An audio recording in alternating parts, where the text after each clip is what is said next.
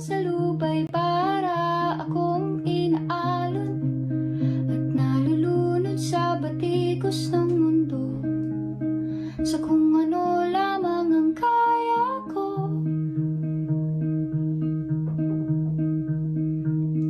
Bigang-biga na sa mga problemang di masolusyonan agad, parang wala nang bukas.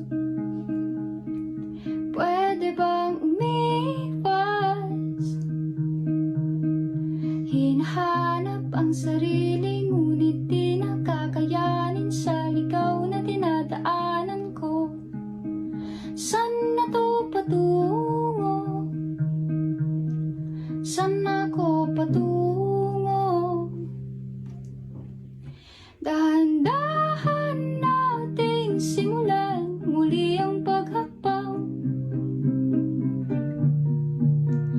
Dahan-dahang tumingin sa salamin upang makita ang ating kagandahan. Dahan-dahang iangat ang muka upang masilayan ang payapang kalangitan. O pagod